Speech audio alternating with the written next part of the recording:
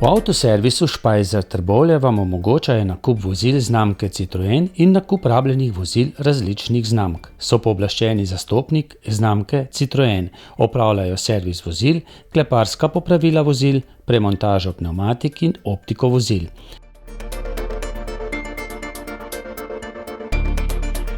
Za več informacij so dosegljivi na sedežu podjetja ali na telefonski številki 03 66 30 170.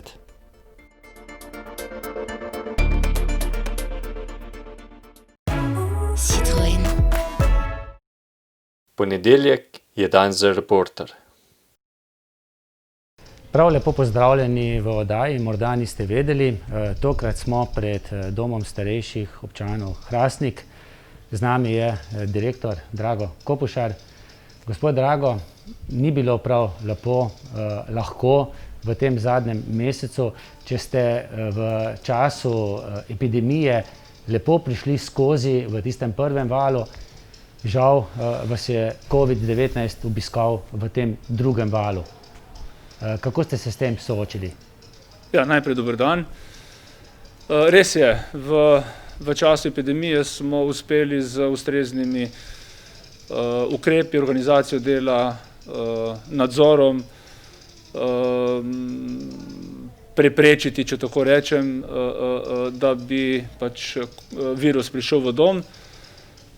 Bili smo seveda zelo zadovoljni, da smo bili pri tem uspešni, tudi potem smo pravzaprav na nek primeren način ponovno omogočili obiske.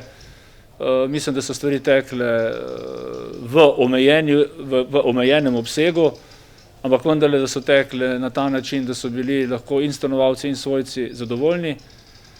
Potem se je pa na žalost zgodil ta nesrečni 10. julij, ko smo bili obveščeni, da je ena naša zaposlena okužena s koronavirusom, in lahko rečem, da to seveda je bil kar velik šok, ker je potem to od 10. julija naprej pomenilo, da se je življenje in delo v domu popolnoma spremenilo.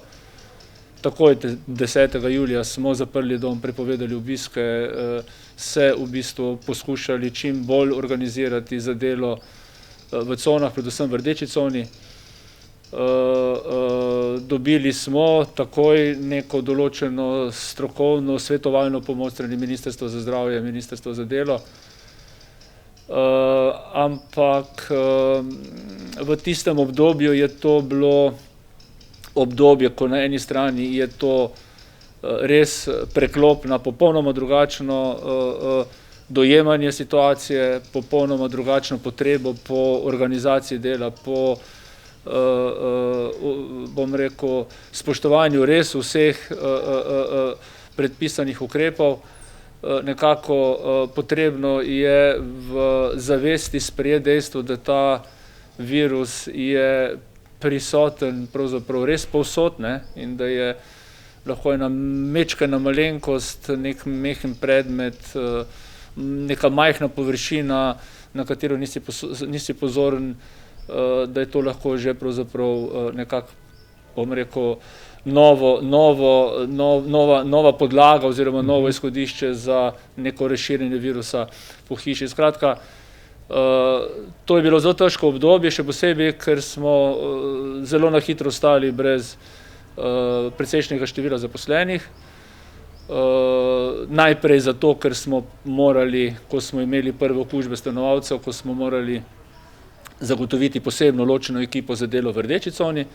Nekaj zaposlenih je na žalost bilo okuženih, so bili izločeni iz delovnega procesa. Nekaj zaposlenih oziroma nekaj, recimo temu, upokojenk, ki so delali po pogodbi, ker so rizična skupina, so potem upravičeno prenehali delati. Nekaj dijakov, študentov je tudi iz tega razloga vsaj uradno nehalo delati in smo se znašli v nekem trenutku v situaciji, ko je... In če malo skočim, če bi se to zgodilo v kakšnem proizvodnem procesu, da bi polovico recimo osebja zbolelo, bi zelo verjetno zaprli vrata, drugače pa to v domovih starejših, kjer je pa Kljub vsem tem težavam, pomanjkanju kadra, treba poskrbeti, da življenje kolikor toliko nemoteno poteka, da so ljudje nahranjeni, oskrbovani in tako naprej. Ja, mislim, da je to ta temeljni poudarek, ne. Se pravi, za razliko od mnogih dejavnosti je v domovih potrebno za stanovalce poskrbeti 24 ur na dan, ne. In ko je ljudi premalo, je še vedno potrebno delo organizirati na način, da dobijo, četudi v tistem nekem zmanjšanem obsegu, ampak vendarle vsak dan vse potrebno za neko primerno in dostojno življenje, se pravi hrano, umivanje, oblačenje in vse ostalo, kar je povezano z bivanjem v domu. Res pa je, tako kot sem že večkrat v javnih nastopih rekel, ni pa druženja, ne, in ni socialnih stikov in ni aktivnosti in so ljudje po sobah in so precej socialno osamljeni, kar še dodatno potem otežuje celoten ta delovni proces. Se pravi, tudi za kakšnim zaposlenim več bi se dalo potem omiliti recimo tudi te socialne posledice, če rečemo, izolacije stanovalcev po sobah. Kadrovski problem je v bistvu ena od ključnih stvari za nekako dobro, uspešno soočenje s korona krizo. Ob tem pa je potrebno povedati, pa večkrat poudariti, da domovi starejših zagotovo niste bolnišnice, ker se v javnosti, pa včasih se zdi tudi v delu politike, ker meni, da ste bolnišnice. Ja, domovi nismo bolnišnice, ja, to je včasih ali pa vse prevečkrat nek napačen podatek oziroma neka napačna predstava iz vsega, kar se v javnosti v zadnjem času govori v domovih. Nismo ne, kar se tiče kadrov, usposobljeni biti neka bolnišnica, nismo niti, kar se tiče opreme, opremljeni kot neka bolnišnica, niti nismo grajeni kot bolnišnica in mislim, da se pravzaprav nekoliko neupravičeno, glede na vse, kar je povezano z domovi, poskuša ustvariti ta vtis oziroma se nas določiti za to, da smo v takih kriznih situacijah neke vrste bolnišnica. Mi se sicer glede na strukturo stanovalcev in glede na zdravstveno stanje stanovalcev tudi v časih, ko ni virusa, ne, oziroma okužb v domu, dostikrat se čujemo, da smo pravzaprav v določenih pogledih že kar napol negovalna bolnišnica, ne, ampak v tistih razmerah to nekako še zmoremo, predvsem pa je nekoliko lažje stanovalce, ki imajo določene zdravstvene težave, potem tudi premestiti v ta pravo bolnišnico, če tako rečem. V tej situaciji je pa potrebno bistveno dlje časa in za bistveno zahtevnejšimi zdravstvenimi stanji skrbeti za naše stanovalce v samem domu. No,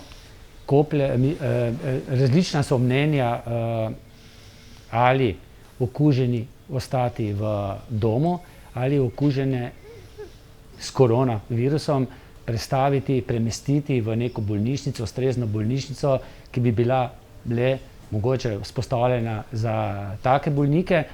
Nekateri pravijo, tudi strokovnjaki, da je prav, da so ljudje v domovih, kjer so navajeni, ampak s tem, ko so prisiljeni, da so v domu, so seveda lahko okužijo tudi koga drugega. Kakšno je vaše mnenje? Kaj bi vi predlagali? Glede na našo izkušnjo se pridružujem mnenju in stališču Skupnosti socialnih zavodov, ki ves čas opozarja na to, da bi bilo potrebno za stanovalce okužene s koronavirusom zagotoviti neke prostore zunaj doma, ni potrebno, da so to bolnišnice, pač neki objekti, ki bi bili namensko predvideni za namestitev stanovalcev z okužbo in da bi bilo potem v tistem objektu zagotovljena ustrezna oprema in pa seveda tudi ustrezni strokovni kadri, ki bi potem skrbeli za te stanovalce. In tam toliko časa, da ozdravijo. Da ozdravijo in potem bi se pač vrnili v dom. Mislim, da dejstvo, da so v hiši vse 3 cone, ne, še posebej rdeča, da otežujejo v bistvu neko primernejšo organizacijo dela in da se tveganje za dodatne prenose okužb z obstojem rdeče cone, še posebej tako kot je pri nas, kjer je rdeča cona na 2 lokacijah, se pravi v 4. nadstropju in pa v prostorih delovne terapije v kleti, ampak to zdaj ni klet temačna, brez oken, brez svetlobe in zatohla, ampak normalni prostori, ki so pač samo glede na arhitekturo zgradbe v kletnih prostorih. Se pravi, da to na nek način otežuje potem delo v domu in povečuje tveganje za dodaten prenos teh okužb. Jaz sem v svojih izjavah vedno poudaril, da se strinjamo z stališčem skupnosti, vendar pa se zavedamo, da v tem trenutku je uradno določeno in je takšna uradna politika, da v domovih je potrebno poskrbeti za vse okužene in neokužene in to se bomo in se trudimo, da naredimo in delamo po najboljših močeh z strokovnim ustreznim suportom. Sploh pa je to še toliko težje v takšnem domu, kot je vaš, za katerega že dolgo vemo, da ne ustreza več tistim merilom, ki so nekako predpisane. Vi pa ste eden tistih, to pa sva midva že večkrat povedala v kakšni oddaji, ki že dolga leta opozarjate, da bi bilo prav, da se nekje v Hrastniku tudi zemljišče že imate, da se ustrezna dokumente, da se zgradi nek nov, sodobnejši dom in bi se marsikateri problem, s katerimi se zdaj soočate, mogoče tudi rešil. Ampak v Sloveniji se v 15 letih ni zgradil nobeden dom. Ne pod to, ne pod kakšno drugo vlado. Kako gledate na to? Našo situacijo prav gotovo otežuje objekt, v katerem izvajamo svojo dejavnost. Objekt, ki je bil zgrajen leta 1982 za potrebe in namen dijaškega doma, ko smo tam na začetku, se pravi dijaškega doma za rudarske tehnike, ne, ko se je energetska politika spremenila, ni bilo potrebe po teh tehnikih, stavba je bila prazna. Na začetku leta 1992 oziroma začetku 90-ih let je bil sprejet sklep, da se v Hrastniku ustanovi dom starejših. In potem je bila takrat sprejeta na lokalni ravni pač ta z današnjega vidika nekoliko ponesrečena odločitev, da se ta objekt preuredi v dom starejših. Tam nekje prvih 10-15 let ali pa 10 let lahko rečemo, da je delo in življenje v domu teklo normalno. Potem se je pa začelo kazati, da ta objekt vendarle ne ustreza tistim osnovnim pogojem. Tudi pravilniki so bili sprejeti, ki pa zahtevajo, da novi domovi in tudi stare domove, da je treba urediti tako, da so v glavnem eno-dvoposteljne sobe z vsemi ostalimi potrebnimi, bom rekel, z potrebno opremo, se pravi normalno sobe z lastnim sanitarjem in tako naprej, ne. In vsega tega pri nas ni, ne. Mi imamo recimo polovico sob 3-4 posteljne, vse sobe praktično so brez lastnih sanitarij, so skupne sanitarije. Vsi ostali prostori so pravzaprav majhni, ni parkirišč, ni ustrezne okolice doma in okrog doma in tako naprej. In to slovenska politika, slovenski odločevalci vedo?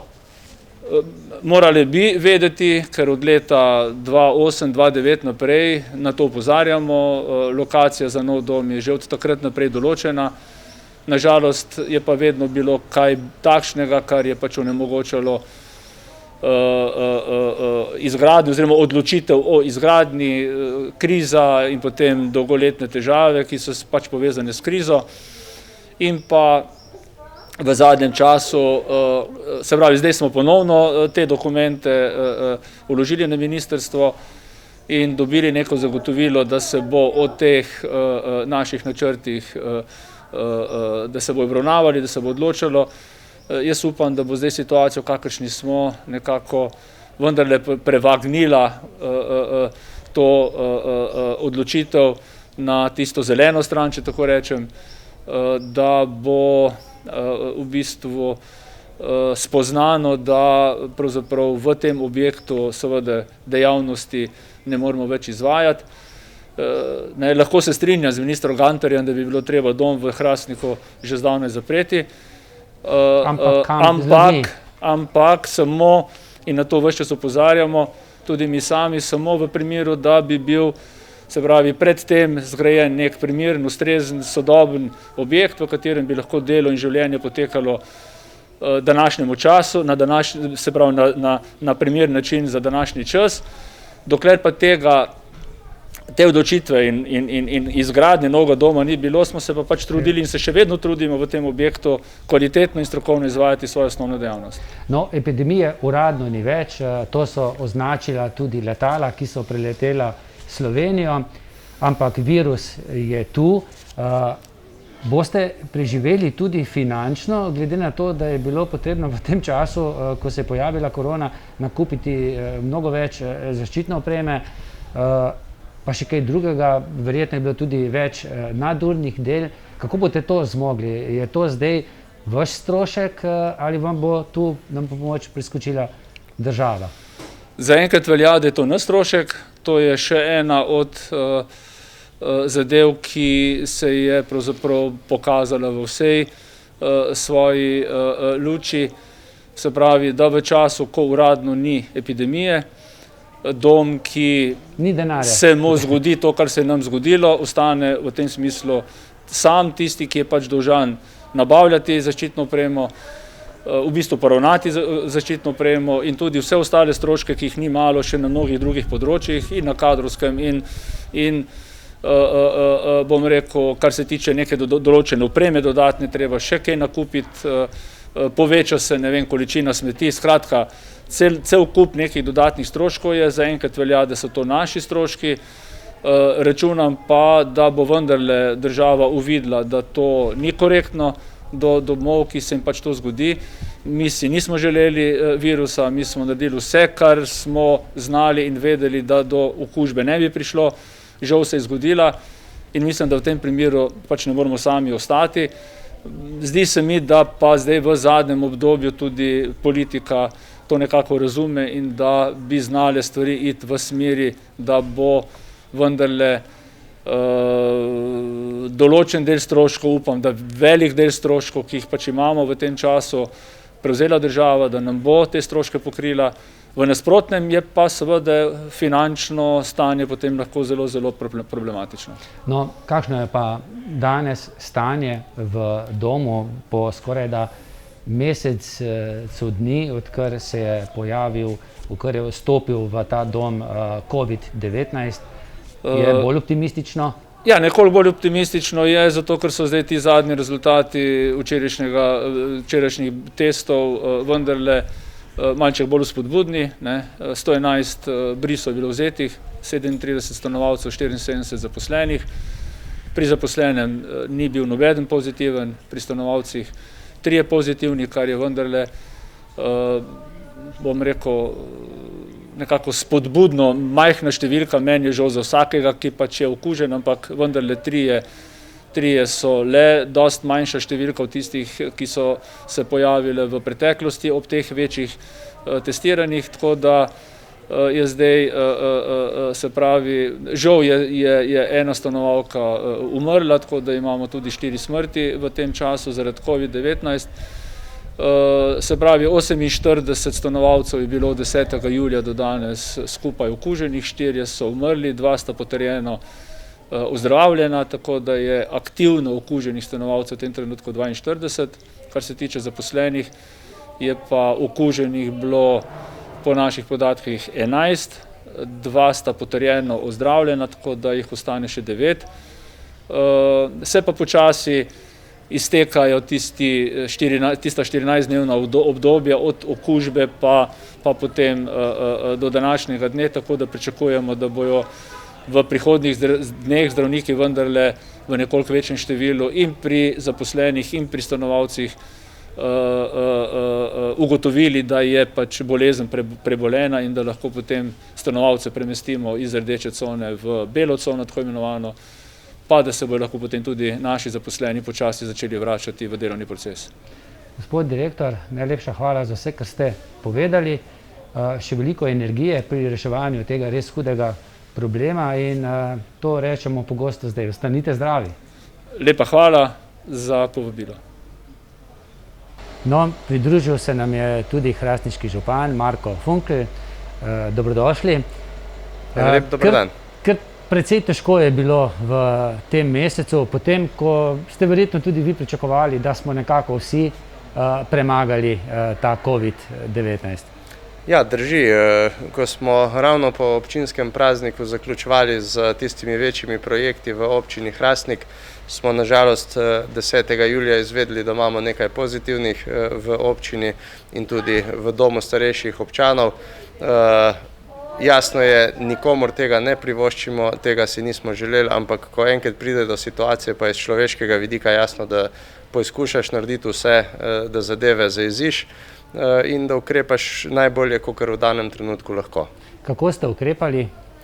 Ja, občina Hrastnik je v tist prvi malo večja številka, ko je bilo 8 pozitivnih, to je bilo, mislim, da 5 dni po teh prvih primerih v domu starejših, smo v bistvu vse ukrepe, ki so bili razglašeni strani občine že med samo epidemijo, obnovili, se pravi, zaprli smo otroška igrišča, igrala, športna igrišča, potem smo omejili kurjenje oziroma prepovedali kurjenje, zato ker je potrebno zaščititi gasilce. Niso vsi razumeli tega ukrepa, ampak naj povem, vmes smo imeli tudi neurje in v neurjih gasilci seveda pomagajo in okužba med gasilci bi bila zelo negativna stvar za vsako občino in jaz mislim, da je bil to utemeljen ukrep. Prav tako smo omejili delovanje nekaterih javnih zavodov, ničesar nismo zaprli, se pravi, knjižnica je izdajala knjige samo po naročilu čez okno, prav tako mladinski center omejil delovanje, upravna enota je omejila dostop do upravne zgradbe, občina je šla samo na dogovorjene sestanke v sami naši zgradbi. Prav tako smo zaprli tudi muzej, turistično-informacijski center in še nekaj drugih zadev, ampak vse z namenom, da znotraj občine zajezimo epidemijo. Naj pa povem, da kasneje, ko pa so nas iz NIJZ-ja obvestili, da je žarišče tudi v enem od stanovanjskih blokov v večstanovanjskem naselju, smo pa še takrat majčkeno bolj poostrili tako nadzor nad tem območjem, kot tudi razkuževanje v blokih. V vse domove te večstanovanjske smo namestili kljuke za odpiranje vrat in zapiranje vrat z nogami, tako da naredili smo praktično vse, kar je v pristojnosti občine. In jaz mislim, da se danes kaže rezultat, ker že nekaj dni zapored nimamo okuženih izven doma starejših. No, v tem času, ko to snemava, mimo nas prihajajo tudi zaposleni, da ne bo kdo mislil, da so kakšni obiski dovoljeni. Kako pa gledate na samo požrtvovalnost zaposlenih, tudi glede na to, da je bilo kar nekaj tudi zaposlenih bolnih, okuženih z covidom in obseg dela je bil pa še bistveno večji za tiste, ki so bili zdravi in delo opravili strokovno? Ja, jaz imam mogoče to prednost, da lahko gledam majčkeno z distance. Nisem neposredno udeležen v domu, tukaj ne zavidam situacije direktorja doma starejših. Vsekakor pa moram povedati, da delavci v tej situaciji imajo izredno nehvaležno vlogo iz vidika pač, da se ne ve, ali dodatki bojo ali ne. Država se do tega opredeljuje, se pravi, razmišljajo, da bi nekako to zagotovili. Te delavci pač imajo to smolo, da jih je premalo, da že v navadnih, običajnih razmerah, če bi bilo potrebno ločevati zaposlene na cone, bi brez, da je kdorkoli okužen, potreboval dom številne okrepitve, ker se delavci med sabo ne morejo srečevati, tako da to je sigurno velika oteževalna okoliščina in jaz bi rekel vsa čast tem delavcem, ki so v recimo teh poletnih dnevih bili cele dni v teh tajvekih, nekaterim rečejo tudi skafandri, in pod visokimi temperaturami in veliko obremenitvijo zdržali vse te pritiske.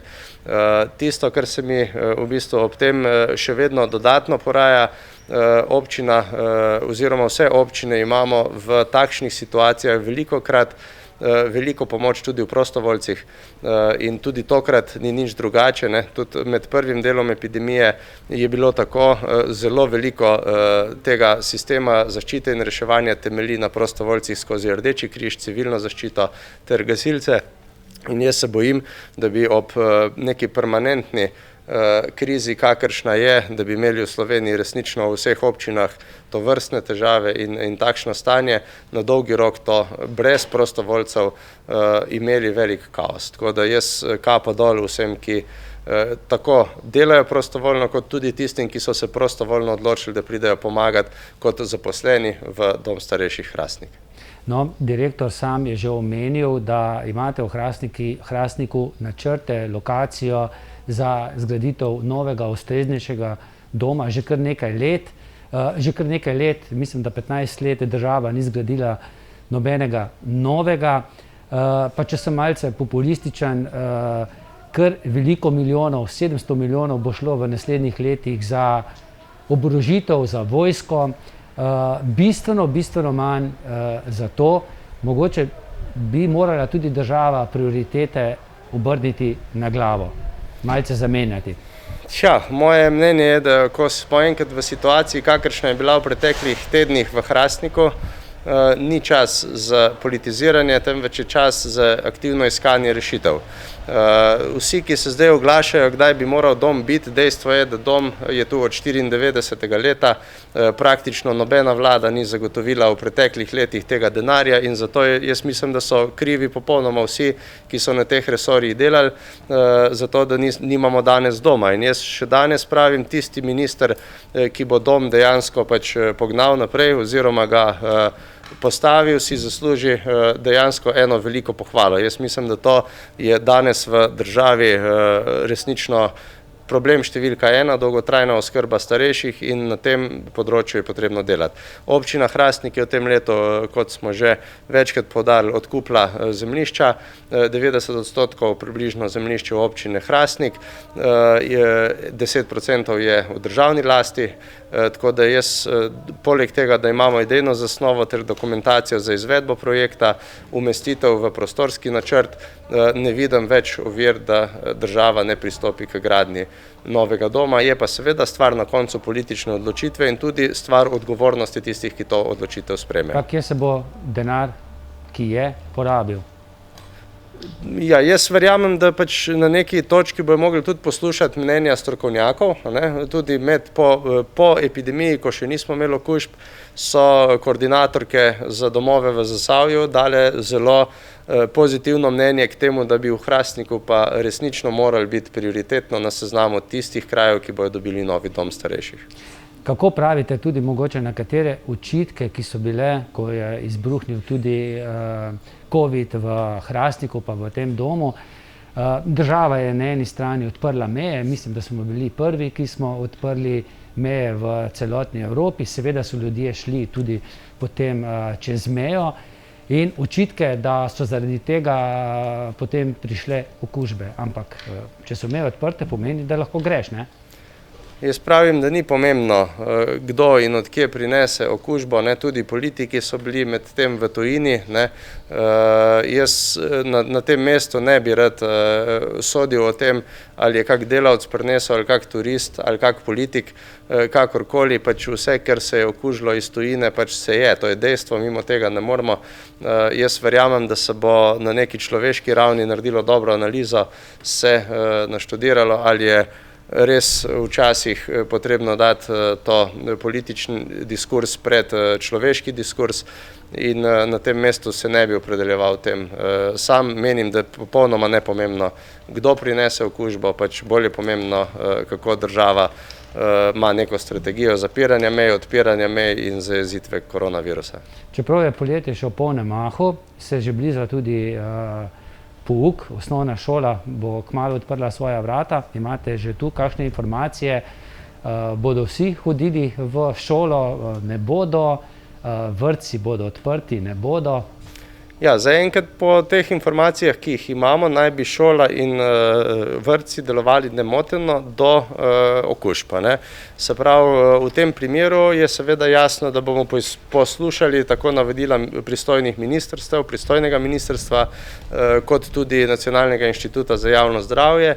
Jaz vendarle menim, da je pouk in vrtec z vidika socializacije in izobraževanja izjemno pomembna zadeva in da bi še enkrat ponovili cikle, kot smo jih imeli v mesecu marcu, aprilu in na začetku maja, bomo izjemno težko na dolgi rok tudi kot družba napredovali.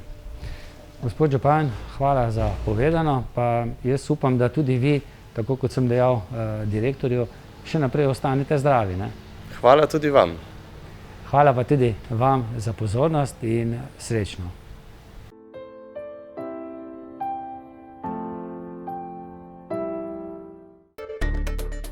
Če ste ljubitelj športa in rekreacije, obiščite trgovino lopari.si v Trbovljah.